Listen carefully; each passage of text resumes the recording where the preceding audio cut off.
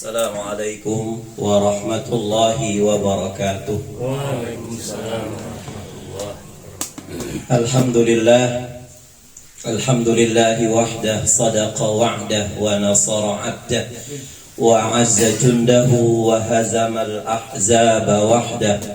Ashhadu an la ilaha illallah wahdahu la syarika lah wa ashhadu anna Muhammadan 'abduhu wa rasuluh. Allahumma salli wa sallim ala rasulillahi sallallahu alaihi wasallam wa ala alihi wa ashabihi wa man sara ala nahjih wa tamassaka bi sunnati rasulih wa sallama tasliman katsira amma ba'du. Ittaqullaha haqqa tuqatih wa la tamutunna illa wa antum muslimun. Segenap jamaah pengajian Selasa malam Rabu yang biasanya kita selenggarakan di Masjid Nur, alhamdulillah di malam hari ini di kediaman keluarga besar Bapak Supardi. Sekaligus di sini kita ikut mendoakan beliau, ikut merestui beliau, semoga semua jamaah haji baik Arafah, Gema Arafah maupun Al-Mansur, terkhusus dari Wonosobo, terkhusus Pak Supardi beserta istri, semoga selalu sehat walafiat, Amin. dapat menjalankan rangkaian ibadah haji dan umrohnya, rukun-rukunnya, wajib hajinya dan sunnah-sunnahnya. Walaupun tahun ini agak ruwet ya, agak ruwet. Saya ditelepon oleh haji yang khusus saja itu 15 orang dari biro, salah satu biro di Wonosobo ini, 14 orang haji khusus. Sebelum Zulhijjah suruh nambah 30 juta. Awal dia bayar 175, nunggu 2 tahun 175, kemudian sebelum Zulhijjah H-2 sebelum Zulhijjah minta 30 juta, yang berangkat 8 orang. 8 orang gak bisa berangkat karena sudah di-cut paspor visa mujamalah sampai hari kiamat tidak akan pernah terbit, Pak. Makanya haji furoda itu adalah haji maksain. Ya. Berangkat haji itu bukan karena kita punya uang. Kita punya uang, tapi kita nggak mematuhi protokoler di sana, nggak akan kita bisa masuk. Karena orang-orang di sana itu nggak mau tahu kamu itu mau haji, mau melakukan rangkaian ibadah haji atau enggak. Kalau enggak pakai prosedur di sini, keluar kamu dari sini. Sama seperti kita mau ke rumah Pak Prabowo, ya, walaupun kita sudah bawa sangu segala macam, walaupun kita dikatakan tokoh segala macam, kalau enggak ikut protokolernya enggak akan bisa masuk. Maka Ustadz Dasat Latif bilang apa? Haji furoda itu haji maksain, ya kan? Maka kalau kita kepengen berangkat haji, nggak apa-apalah reguler, nunggu 12 tahun, 13 tahun. Sekarang nunggu sampai 50 tahun ini haji regulernya, ya. 50 tahun kita nunggu. Kalau memang kita ada uang yang betul, daftar porsi dulu lah. Ditelepon pihak bank, Pak, ini ada porsi ini, bisa nggak sekarang DP 5 juta? Kita bismillah DP 5 juta. Nanti ada panggilan dari Allah, kita bisa pindah ke haji yang khusus. Ya, haji khusus itu sekarang itu nunggu 5 sampai 7 tahun. Ya, DP-nya itu sekitar $5.000.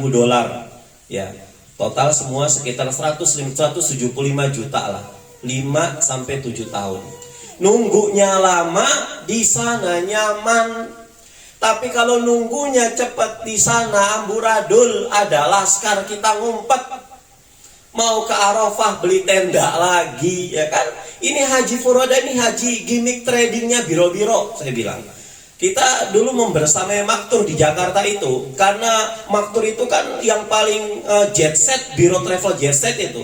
Kenal sekali orang-orang tokoh di sana. Nah, akhirnya kan karena kita sering kali memberangkatkan haji, umroh segala macam, raja di sana kan senang sebagai penghasil devisa terbesar. Akhirnya dapatlah biro kita 2 orang untuk haji, diundang oleh kerajaan Arab Saudi. Pengurus-pengurus kita semua sudah berangkat haji semuanya. Akhirnya sepakat kita jual haji furoda ini, ya kan? Jual berapa? 500 juta, 700 juta. Padahal berangkat ke sana Indonesia paling 52 juta. $50 berangkat ke sana, itu sisanya buat siapa? Ya buat biro travelnya, buat uang jago di sana. Makanya para ulama-ulama itu betul-betul sama seperti Syekh Soleh Fauzan, itu betul-betul mengkaji ini haji furoda yang bisa menyikut orang gimana hasil hajinya. Ya kan, haji furoda itu gini loh Pak, pada saat ini orang sudah daftar haji, kurang 100 juta, padahal sudah harus berangkat, tapi dia nggak punya uang, itu nanti kaplingnya dia dimasukin sama orang yang punya uang. Kan zolimnya bisa seperti itu. Maka haji furoda itu nggak ada pisah haji resmi, itu nggak. Pasti kalau nggak mujamalah, kalau nggak haji kunjungan, padahal tertolak. Nah, kalau memang kita ada uang, bismillah haji khusus saja. Nggak apa-apa 5, 6, 7 tahun kita nunggu. Karena panggilan haji itu adalah panggilan Allah. Banyak orang kemarin datang yang gak jadi itu, orang Sidojoyo, dia langsung, ya Allah Ustadz, alhamdulillah, dulu saya kemarin ketar-ketir, gak berani keluar, malu, karena ini orang Geodipa, kalau saya sebutin namanya, mungkin Bapak tahu orang Sidojoyo ini, dia sudah, Ustadz ini gimana doakan saya, pas dapat kabar di sana ternyata acak-acakan termasuk haji khusus, dia langsung alhamdulillah, mungkin Allah pilih saya untuk enggak ngantri-ngantri, untuk enggak ribet di sana, tahun depan dia baru berangkat. Yang satu lagi driver Geodipa Pak, dia itu haji khusus, dia berangkat reguler punten sampai Dono Hudan, anaknya 2 berangkat 3, anaknya 3, suami 1, istri 1. Sampai di Dono Hudan, tiba-tiba istrinya stroke. Akhirnya anaknya nggak mau melanjutkan terbang ke Jeddah, suaminya nggak mau melanjutkan karena terlanjur di Batur itu kan ramai kalau orang mau berangkat haji. Akhirnya mereka sampai detik ini di asrama Dono Hudan nunggu istrinya yang sedang dirawat. Suaminya nggak mau melanjutkan, anak-anaknya nggak mau melanjutkan. Kapan pulangnya? Bersamaan dengan rombongan kloter Wonosobo. Ya kan? Itu panggilan haji Pak. Makanya hati-hati. Nanti kita akan bahas. Sekarang ini orang berangkat haji itu demi Allah, untuk mencari semangat haji, karena Allah itu hampir dipastikan seperti kita mencari jarum di tengah malam. 3 kitab yang membahas ini. Yang pertama kitabnya Ihya Ulumuddin Al-Ghazali dalam babnya Asrarul Haji, rahasia haji. Kemudian kitabnya Tafsir Itof ketika mentafsirkan surah Al-Baqarah ayat 200 sampai 201. Kemudian yang kedua kitabnya Jami'ul Kabir Imam Suyuti. Jadi orang sekarang berangkat haji itu macam-macam. Nanti insya Allah kita akan. Yang penting kalau hari ini saudara kita sudah berangkat ke haji, kita doakan mereka, terutama Pak Supadi beserta istri, semoga mendapatkan haji dan hajjah mabrurah, pulang dengan selamat dunia dan akhirat, mendapat predikat haji mabrurah. Kita yang sudah diundang, mudah-mudahan diundang lagi oleh Allah Subhanahu wa taala. Yang belum kepanggil, bismillah, iktikat baik, ikhtiar baik. Banyak orang yang belum kepanggil ke Mekah meninggal, nerima rapot sudah ada catatan ibadah hajinya mabrur, ya hajahnya mabrur. Dia tanya, ya Allah ini saya kapan? Kamu memang nggak pernah berangkat haji, tapi justru kamu sudah melakukan amalan-amalan yang setara dengan haji mabrur. Sebaliknya jutaan manusia sudah ngeluarin uang, tenaga, hampir waktu berangkat ke sana, 99% tertolak hajinya. Kita tinggal milih yang mana. Yuk kita awali. Haji dan kurban itu terinspirasi di tanggal 8 Zulhijjah yang namanya Tarwiyah. Tarwiyah itu dari kata-kata tarawwa. Ya, tarawwa di kitab Al-Mughni Al-Imam Ibnul Qudamah itu mendefinisikan tarawwa. Tarwiyah dari kata-kata tarawwa itu artinya yang pertama apa? Artinya membawa bekal Zam-Zam. Ya. Kemarin jemaah haji kita dari Muzdalifah itu mau ke Mina, Masya Allah, yang khusus disingkirin dulu, reguler dulu Pak, untuk mendapatkan bis. Sampai ngantri mereka. Sampai mereka berontak, ini Kemenak gimana? Saya sudah bilang, ketika Anda pergi umroh, haji, terjadi apa-apa di sana, jangan pernah mencari kambing hitam. Ya, apapun yang terjadi di sana, itu adalah cerminan yang sudah kita lakukan di tanah air.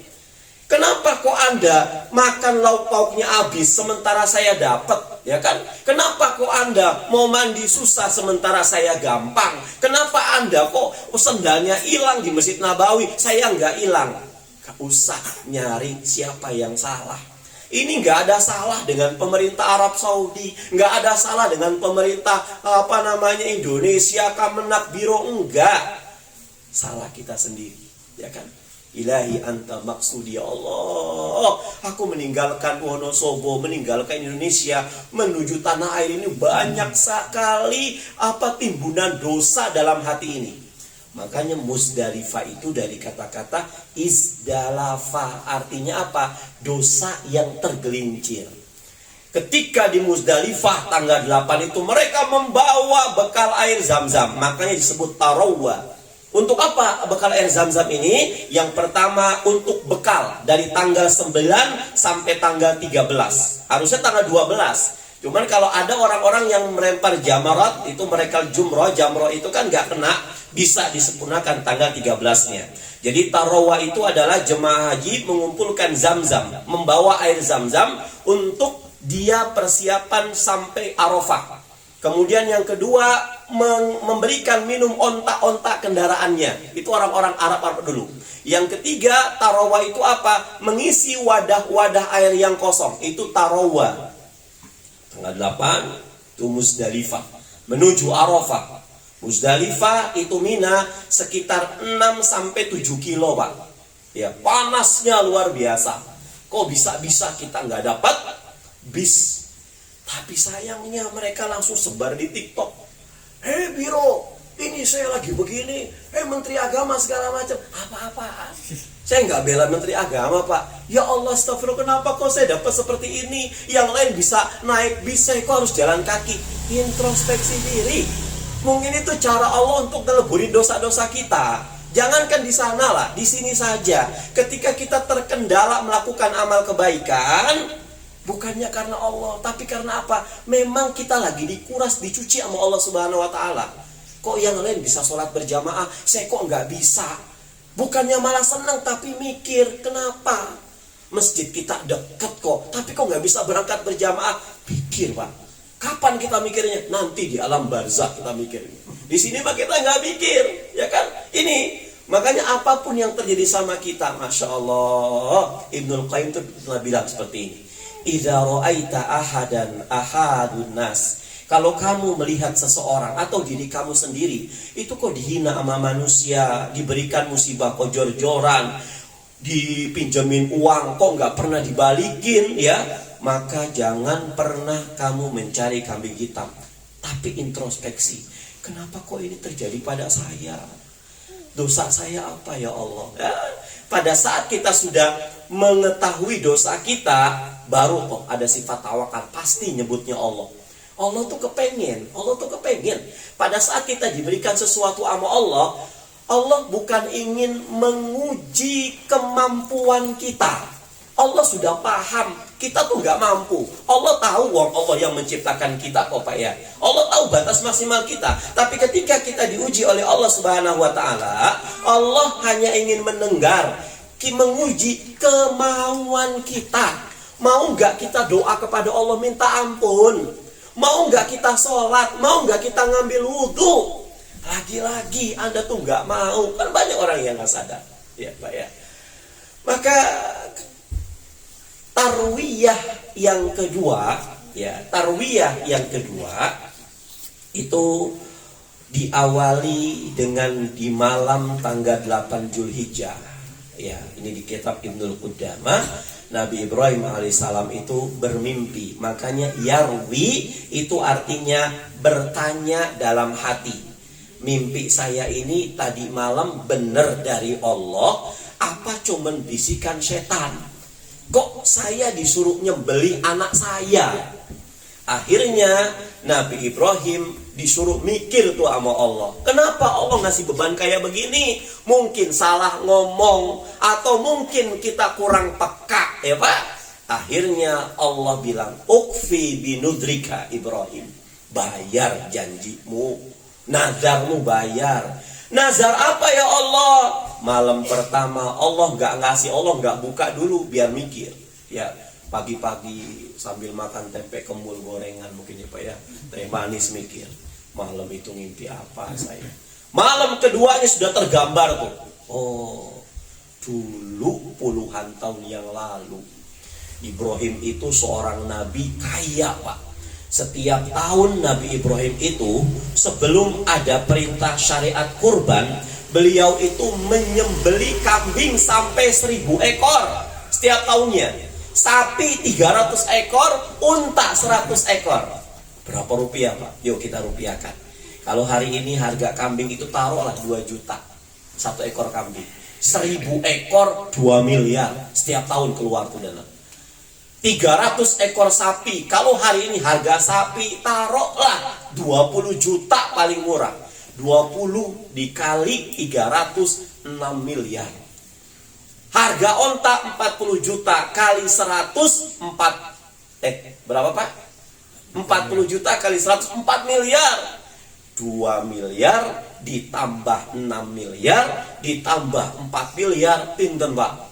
12 miliar setiap tahun tuh, Masya Allah. Malaikat memuji dahsyat Ibrahim. Memang Ibrahim itu harus jadi nabi. Kenapa? Luar biasa sedekahnya. Satu orang kabupaten itu miss call Ibrahim, Masya Allah, memuji Ibrahim lewat WA kalau kita sekarang. Oh Ibrahim, ya Allah Akbar. Ibrahim muncul sifat kemanusiaannya Pak. Jangankan 1000 ekor kambing, jangankan 300 ekor sapi, 100 unta. Saya kalau punya anak, turun perintah Allah untuk nyembeli anak saya sembeli. Dulu waktu belum punya anak ngomongnya enak, kan kayak kampanye Pak. Puluhan tahun tuh dengan Sarah nggak ada anak, ya Allah. Akhirnya mancing anak ala Nabi Ibrahim itu bukan ngadopsi anak pakai orang-orang sekarang.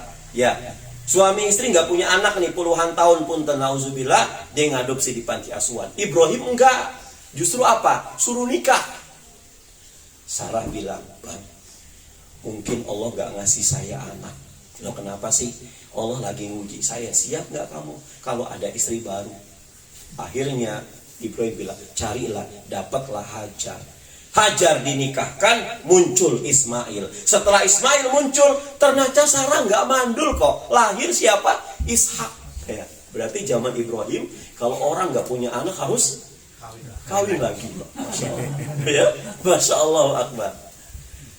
Muncul nih, berpuluh-puluh tahun nggak punya anak. Akhirnya turun ukfi binudrika, bayar kamu nazar kamu. Makanya kurban itu kan hukumnya dua. Ada kurban itu hukumnya dua. Ada wajib, ada sunnah. Yang wajib itu dua. Ada wajib bersyarat, ada wajib tanpa syarat. Wajib bersyarat itu siapa? Mereka yang punya kemampuan. Handphonenya iPhone, punya mobil, anak-anaknya sudah tercover semuanya. Pas mau Zulhijjah rekeningnya 0. Orang kayak begini itu harus ngutang Pak. Ya, kata saya Utsaimin, harus ngutang. Kenapa? Orang gini pasti mampu ngebalikin utangnya untuk kurban, karena punya.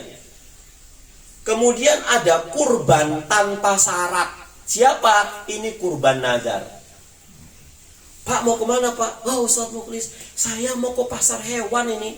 Padahal 3 bulan sebelum Zulhijjah tuh. Padahal hewan itu mau dia pelihara, bukan mau kurban. Tapi karena kepengen didengar sama saya itu ibadahnya bagus, ngapain ke Wonolelo? Saya lagi nyari sapi nih, mau ngapain? Buat kurban 3 bulan. Jatuh omongan buat kurban, itu sapi harus dikurbankan Pak. Ya, mau beli buat kurban itu jatuh nazar tuh. Maka nggak boleh kurban nazar itu dicicipi itu nggak boleh. Ya, harus diberikan ke orang lain. Tapi kalau kurbannya kurban bukan nazar, itu kita sunnah untuk makan. Makanya ayyamut tasyrik itu dari kata-kata syarraqa, artinya tempat matahari itu muncul, timur, syarqun. Ismul masdar dari kalimat syarraqa, tasyriqun itu masdar. Ya, syarqun. Ya. Nah, kenapa di ayyamut tasyrik itu ada tradisi atau sunnah dari Rasulullah SAW untuk nggak boleh makan? Di ayyamut tasyrik puasa dosa, malah nggak puasa dapat pahala, Pak. Makan, tapi makannya apa yang dapat pahala? Makannya daging kurban, bukan makan seblak. Bukan habis dari alun-alun ke lapangan menuju soto broto, bukan, ya kan? Tapi kemana? Ke manhar, tempat kita menyembeli. Saksikan tuh.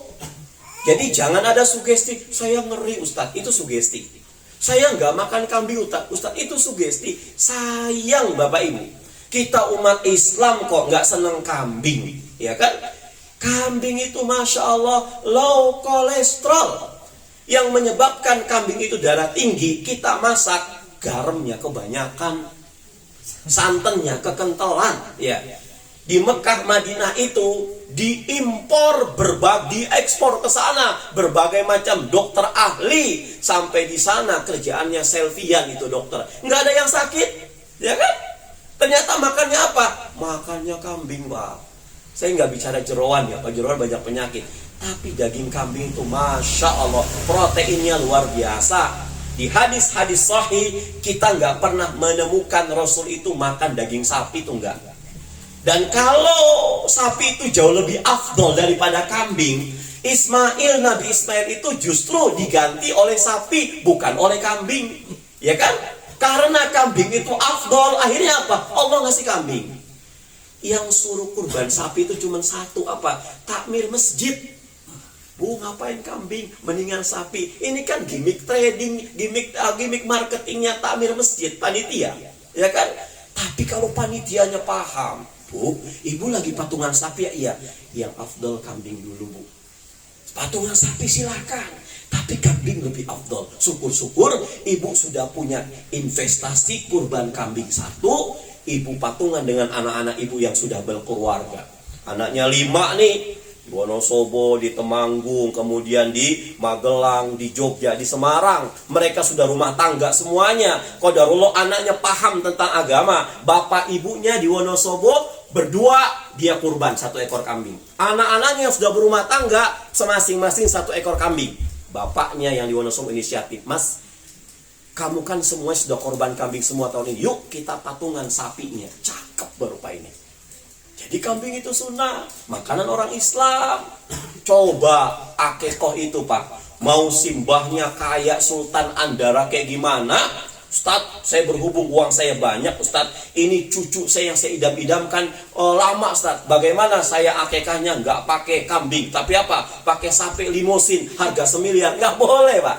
Tetap harus kambing, ya kan? Kambing itu makanan sunnah. Lihat berapa kitab hadis-hadis sahih. Rasul itu selalu ditemui oleh sahabat Umar, Ali, Utsman bin Affan. Ketika nenamu ke rumah Rasul, pasti Rasul habis atau sedang atau mau makan daging kambing.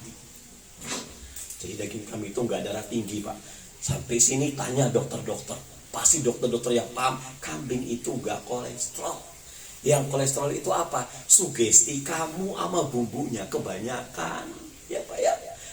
Kalau bilang, waduh, sate kambing darah tinggi, maka sampai hari kiamat kita pasti darah tinggi, Pak. Allah itu tergantung prasangkanya kita. Kita nenamu di rumah orang, sudah berpuluh tahun kita nggak makan teh manis. Karena kita menggula mungkin ya. Pas nenamu dikasih teh manis, mungkin kata Allah ini obat. Jangan nawar sama tuan rumah, maaf, saya punya penyakit gula, nggak teh manis, boleh nggak ganti air putih? Nggak sopan kamu kayak gini, Pak. Ya kan? Tapi kalau dia bilang, Masya Allah, saya padahal sudah bertahun-tahun nggak teh manis, tapi nenamu isi teh manis, Bismillah, ini obat buat saya. Minum, sugesti, ya kan?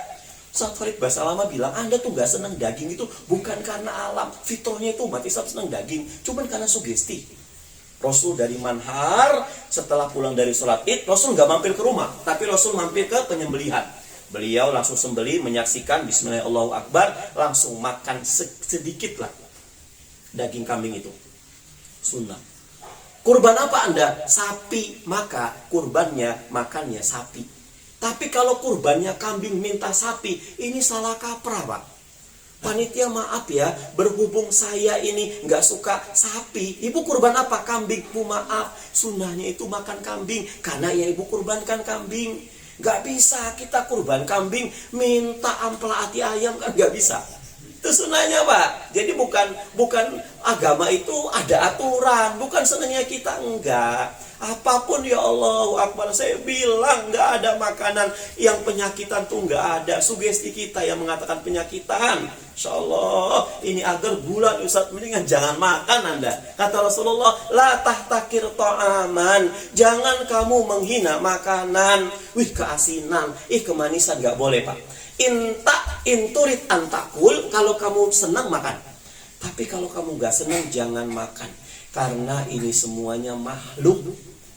Ada tempe kemul, waduh, enak nih renyah. Tapi bagaimana dengan kolesterol nanti? Minyaknya jelantah segala macam, jangan dimakan Pak. Khawatir Bapak baru makan belum habis tempe kemul langsung direwat ke PKU.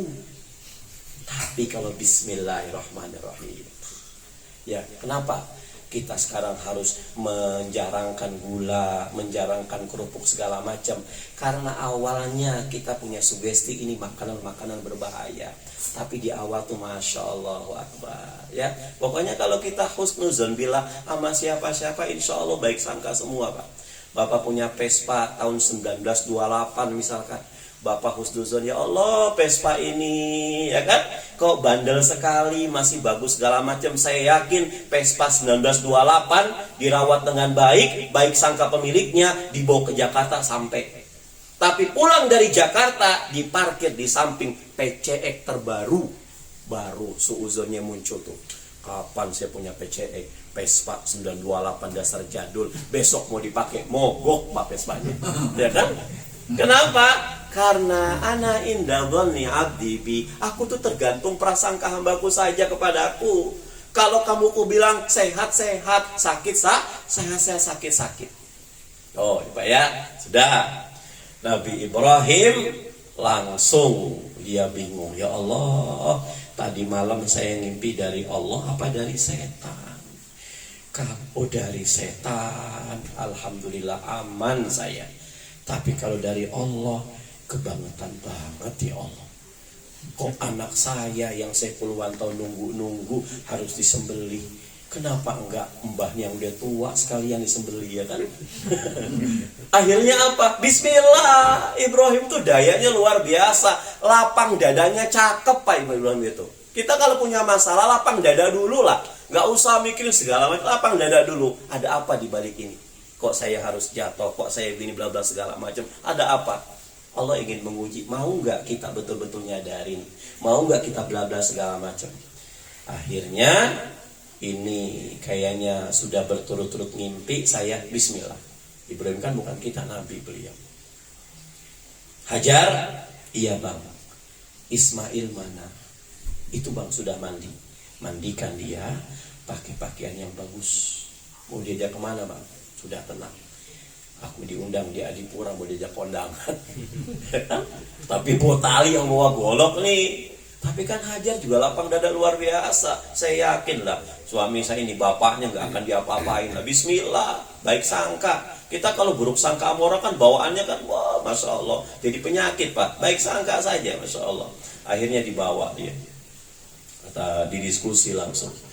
Yang paling makhluk Allah, yang paling gerasak gerusuk kalau ada manusia mau taat itu bangsa iblis Pak. Ngelihat Ibrahim sudah hebat, dia punya keimanan, langsung dihalangi oleh iblis. Ibrahim, mau kemana Anda? Jabal Kurban saya. Jabal Kurban itu letaknya antara Muzdalifah dengan Mina. Padahal bukan Mina Pak, Muna. Kalau Mina itu tempat darah hewan itu mengalir, itu namanya Mina.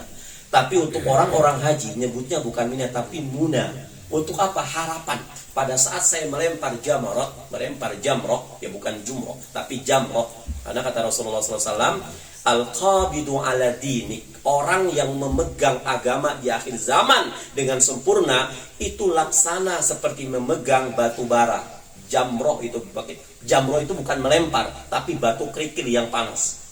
Jamratul wusta, jamratul ula, wusta, aqobah. Agar apa? Dosa-dosanya itu hilang. Muna itu cita-cita, harapan. Izdalafa, penuh dengan dosa. Di Arafah dia doa sama Allah, baru kita ke Mina. Ya, di situ Allah leburkan dosa-dosa kita. Ngapain kamu nyembeli anak kamu? Perintah Allah. Saya kasih tahu, saya ini seniornya kamu. Saya diciptakan lebih lama daripada kamu. Innalakum minan nasihin, Qur'annya itu. Kalau saya boleh sedikit ngasih masukan ke kamu, jangan. Allah nyuruh kamu nyembeli anak kamu, Allah itu sentimen sama ente, kata iblis. Ya kan? Allah nggak mau cinta ente terbagi dua, cinta sama anak, cinta kepada Allah, nggak mau disuruh sembeli. Ibrahim imannya luar biasa. Idhab ya lain, pergi kamu. Kata iblis, wah suaminya teguh nih. Ke istrinya nih. Biasanya istri dibujuk apa. Ternyata Hajar lebih dahsyat daripada suaminya. Iblis, kalau memang anak saya mau disembelih oleh ayahnya lantaran perintah Allah, jangankan anak saya biangnya siap disembelih. Iblis malah ketar-ketir, lebih gila daripada Ibrahim. Akhirnya langsung ke Ismail. Iya Om Iblis Pak. Kamu tahu mau dibawa kemana? Gak tahu. Katanya mau dibawa ada pasar malam nih di alun-alun. Bohong. Kamu disembeli. Loh kenapa saya disembeli? Perintah Allah katanya. Oh, kalau memang perintah Allah, saya siap. Dilempar tuh. Pada saat di atas batu di Jabal Kurban itu, di Ibnu Katsir tafsirnya itu disebutkan dialog langit antara anak yang soleh dengan bapak yang soleh. Ya abadi if'al ma tu'mar. Ya bunayya ini arafil manam ani albahuka. Wahai anak, kamu tahu nggak? Kamu bapak bawa kesini untuk apa? Nggak tahu bah. Bapak itu dari malam 8 Dzulhijjah sampai sekarang itu mimpi nyembeli kamu. Kata anaknya, ya abah. Makanya abah itu perpaduan antara abun dan buya pak. Abun itu panggilan anak kepada bapak karena menghormati. Kalau buya itu panggilan anak kepada bapak karena rasa cinta dan rasa sayang. Orang Arab kepengen ngelebur biar anaknya manggil bapaknya itu hormat dan sayang. Antara abun dengan buya dilebur, maka muncul kalimat abah. Ya abati if'al ma tu'mar. Laksanakan kalau memang ini perintah Allah. Satajiduni minasyabirin. Mudah-mudahan kita termasuk orang-orang yang sabar. Langsung Ismail bilang, ya abati usdud ribati. Wahai ayah, siap sembeli saya. Tolong kencangkan tali yang mengikat kaki ini sekencang-kencangnya, dan kencangkan tali yang mengikat tangan ini hatta la atorib, agar aku nanti nggak bergerak ketika engkau potong. Wahai ayah, ya abati uqfuf thiyabak hatta la yantoji min damin.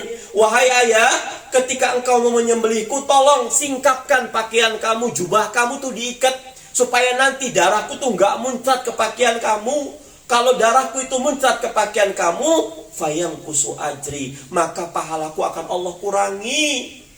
Dan pada saat belepotan darah ini ke baju kamu, ke jubahmu, wahai ayah, fatarahu ummi fatahzan, maka ummi melihat darah siapa? Darahku. Pasti ummi akan sedih.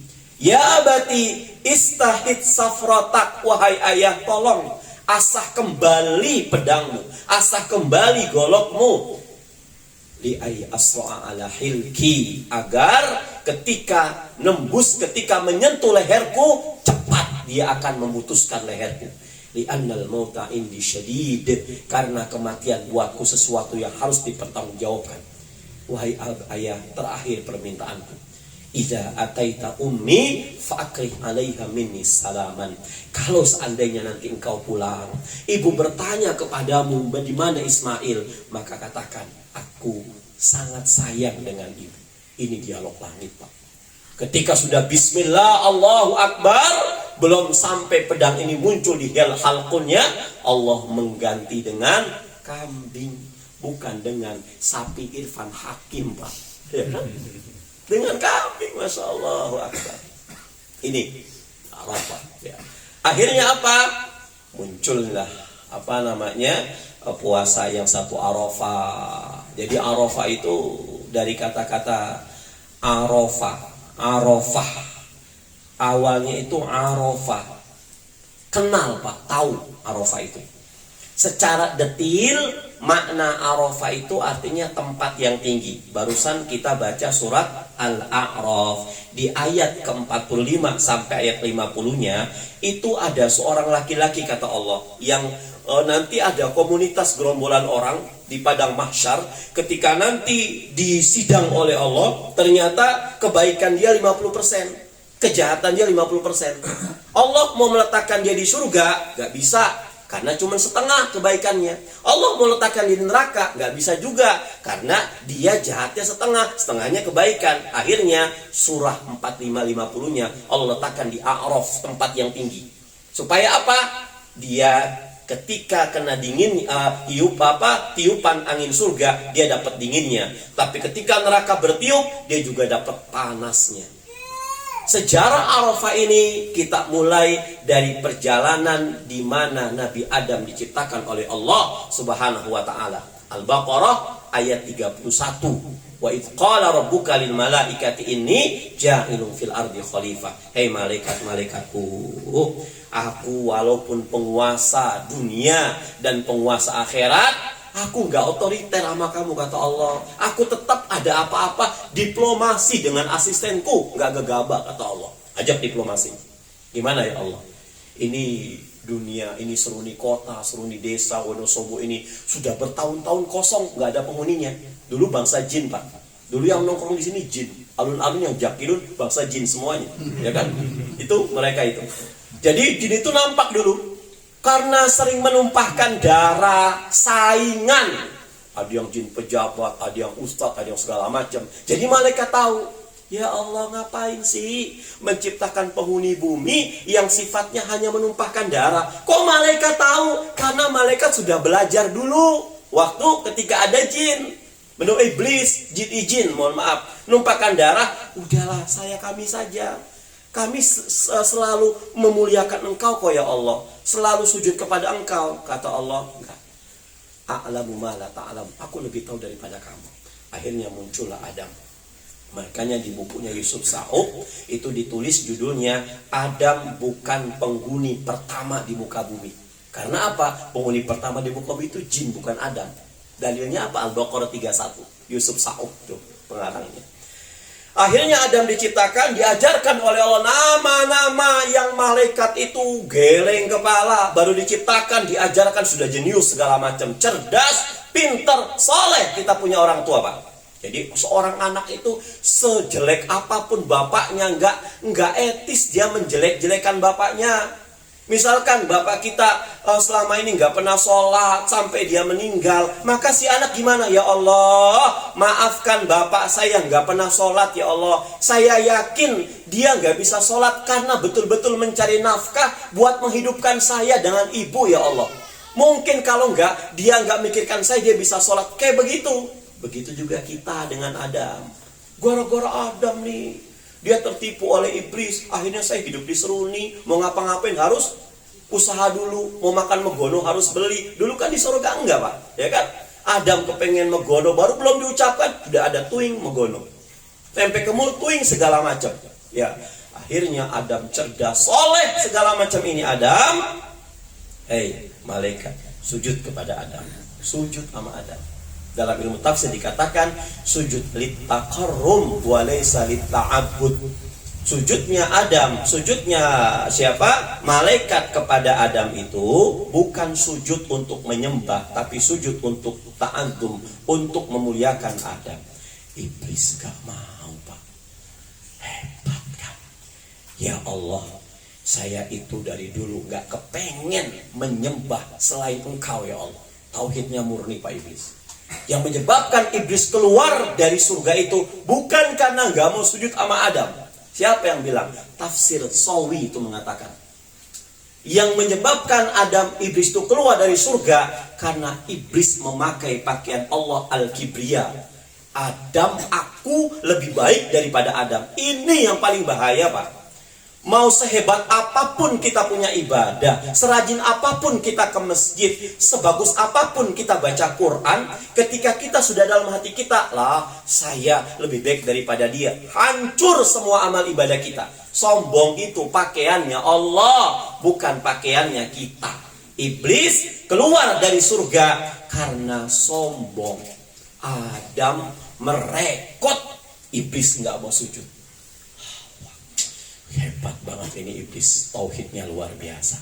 Akhirnya kata iblis, gak apa-apa ya Allah, aku keluar dari surga. Sami'na wa ata'na. Tuh lihat, ya kan? Gak ngebantah. Buat apa? Saya masuk surga tapi Allah gak ridho. Mendingan saya masuk neraka tapi Allah ridho. Ya iblis tuh, Masya Allah. Akhirnya apa? Akhirnya saya keluar ya Allah. Yang penting kau ridho lah. Tapi tolong saya minta ya Allah, semenjak engkau ciptakan aku sampai nanti hari kiamat, jangan pernah engkau wafatkan keturunan-keturunanku satupun. Iblis Pak, ketika lahir 70.000 itu bidannya sibuk ya minta ampun Pak. Masya Allah Akbar. Dan dari awal sampai sekarang nggak ada satupun yang mati. Memang kau mau ngapain? Aku akan mengganggu anak cucu Adam. Aku nggak mau dia taat buat temanku. Kata Allah, kerahmat rahimnya aku hai iblis. Sehebat apapun dosamu wahai cucu Adam, istighfar 1 kali meleburkan semua dosa-dosamu. Iblis tetap mau ganggu. Ngeganggu Adam Pak. Adam, kata Allah, silahkan kamu hidup di sini dengan Hawa. Apapun yang kamu mau, silahkan makan. Tapi satu, jangan deketi pohon ini. Manusia Pak, Adam itu manusia, kita juga manusia. Kita lagi jalan-jalan raya, ada pelang, jangan nengok ke kiri, pasti kita nengok ke kiri. Padahal ada pelang, jangan nengok ke kiri. Ternyata pendengar itu apa? Konter pulsa, ya kan? Jangan nengok ke kanan, kita nengok kanan. Mas, ini rumah saya tinggalin ke jenengan, saya mau berangkat haji. Ini ada 5 kamar, 4 kamar terserah Anda tidurin. Tapi tolong jangan buka 1 kamar ini. Pasti kita sibuk mencari tahu di kamar ini ada apa. Ya kan? Itu manusia. Gitu juga Adam. Ketika Adam itu dibujuk oleh iblis, demi Allah Pak, 3 tafsir mengatakan Adam itu soleh. Adam gak terbujuk iblis, tapi Adam husnuzon dengan iblis.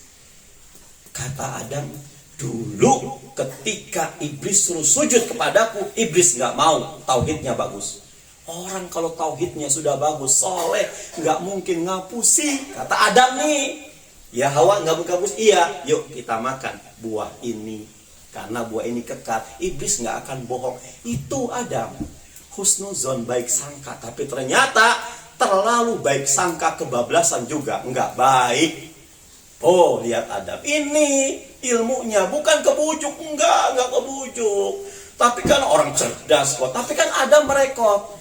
Wahai istriku, ini iblis soleh loh, cerdas dia. Enggak mungkin dia ngebujuk kita. Iblis ini benar, enggak mungkin dia ngapusi. Oh, iblis tuh. Akhirnya makan buah khuldi, ternyata keluar. Kita juga kayak begitu kan Pak. Maka kita ada prinsip, kalau kita terlanjur husnuzon bila sama seseorang, maka pakai prinsip da ma yaribuka ila ma la yaribuka. Tinggalkan segala sesuatu yang membuat kamu ragu kepada yang membuat kamu nggak ragu. Saya sering mencontohkan, datang orang laki-laki bawa proposal, pakai koko, pakai sarung, pakai peci, ngetok rumah kita. Assalamualaikum, waalaikumsalam. Dibuka, ternyata utusan panitia pembangunan masjid di Loksmawe Aceh, tapi sampai Wonosobo Pak. Proposalnya Aceh, teleponnya Aceh segala macam, ya kan?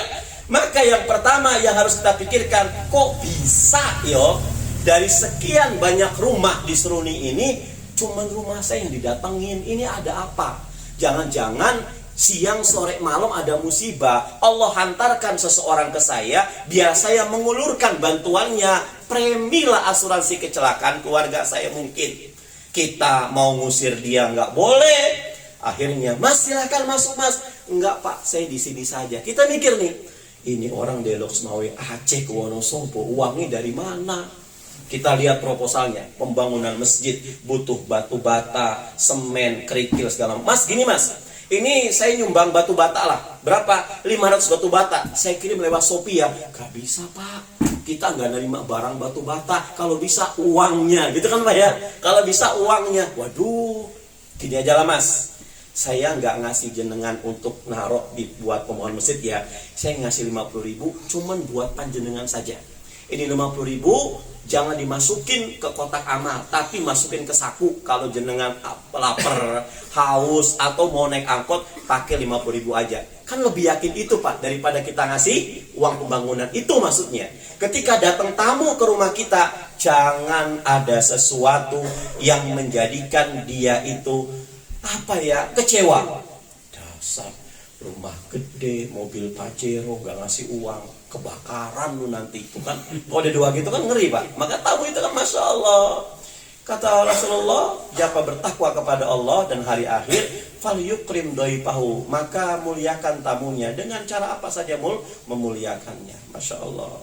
Mau lanjut cuma sudah jam 2 menit lagi mau isya jam 9. Ya, artinya mudah-mudahan Allah Subhanahu wa taala menjadikan mabrur dengan segala kemabruran. Ya, tadi saya mau bilang, kenapa jemaah haji nanti kata Rasulullah dalam 3 kitab yang tadi akan datang di akhir zaman, orang itu pergi haji yang pertama linnuzhah, untuk wisata Pak.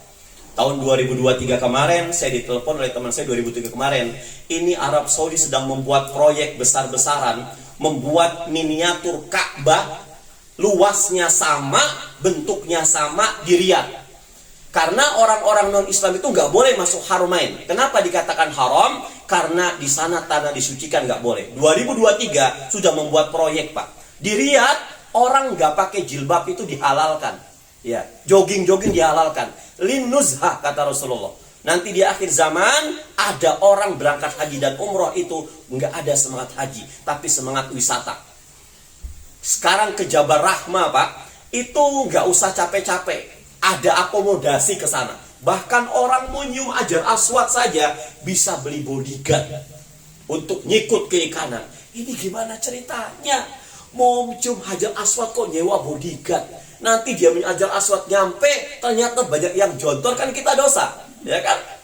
Itu di Padang Arafah mau tenda-tenda AC tuh Masya Allah, asal ada uang. Kita mau Sofa Marwah naik skuter itu bisa.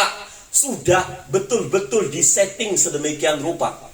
Ya, sungai Nil dari Jeddah itu sudah dibuat pagar seperti di Mesir Alexandria. Udah wisata semuanya. Kemudian yang kedua kata Rasulullah SAW, itu salatinuhum. Yang kedua, mereka itu berangkat haji dan umroh itu urusan bisnis Pak. Oh, orang Indonesia di sana di Arab Saudi nggak dikasih peluang bisnis di Mekah Madinah. Kenapa? Orang Indonesia itu dagangnya luar biasa. Makanya setiap ada orang Indonesia yang dagang di sana, pasti kata BLC-nya rekomendasi dari orang sana. Hatta yang jual pecel di Bir Ali Pak, itu sampai sekarang kan masih ada jual bakwan pecel di Bir Ali. Itu orang Madura, laskarnanya ini siapa? Dia menunjukkan ini punya syekh ini, selesai sudah. Tapi dia nggak bisa menunjukkan, ditangkap langsung. Orang Indonesia. Tapi orang Bangladesh diberikan kepercayaan untuk buka dagang, nggak mau. Orang Bangladesh di sana bisanya cuma apa? Halal, rupiah. Maka yang ketiga, orang sekarang berangkat haji dan umroh berbondong-bondong untuk meminta-minta. Di bis-bis, kami dari Palestina, kami dari Bangladesh, kami segala macam, bla bla segala macam. Ini kata Rasulullah SAW. Maka tafsir Al-Baqarah 200 sampai 201 itu dikatakan wa tazawwadu fa inna khairuz zadi taqwa. Maka apapun amal ibadah kamu, terutama haji dan kurban, kepengen hajinya mabrur, maka bekalnya adalah takwa. Dan kepengen kurbannya makbul, diterima Allah, maka bekalnya adalah takwa. Wallahu a'lam bishawab. Mungkin ini yang bisa kami sampaikan. Mohon maaf lahir batin. Astaghfirukum. Wallahu yad'u ila daris salam. Assalamualaikum warahmatullahi wabarakatuh. Oh iya. Mari sama-sama kita berdoa terkhusus buat Bapak dan Ibu, semoga sehat walafiat sampai di sini, sukses dunia akhirat, haji dan mabrurah. Al-Fatihah. A'udzu billahi minasyaitonir rajim. Bismillahirrahmanirrahim. Alhamdulillahi rabbil alamin arrahmanir rahim maliki yaumiddin iyyaka na'budu wa iyyaka nasta'in ihdinas siratal mustaqim siratal ladzina an'amta 'alaihim ghairil maghdubi 'alaihim waladdallin amin. Bismillahirrahmanirrahim. Alhamdulillahi rabbil alamin. Allahumma salli ala Muhammad wa ala ali Muhammad. Allahumma ja'al tajama'ana hadha ya Allah tajama'an marhuman wa tafarruqana hadha ya Allah tafarruqan ma'suman. Allahumma sallimna min afati dunya wa min adabil akhirah. Allahumma sallim Bapak Supardi dan Ibu. Allahumma sallim huma fis safar ila Makkahil Mukarramah wa ruju' ila Indonesia. Allahumma ja'al hajjahu hajjan mabruran wa sa'yan mashkuran wa damban maghfuran wa amalan salihan maqbulan wa tijaratan lan tabura. Sahil umurahum wa la tu'assirhum. Rabbana ighfir lana wa liwalidina warhamhuma kama rabbawna shighara. Rabbana atina min ladunka rahmah wa hayyi lana min amrina rasyada. Rabbana atina fid dunya hasanah wa fil akhirati hasanah qina adzaban. Alhamdulillahi rabbil alamin.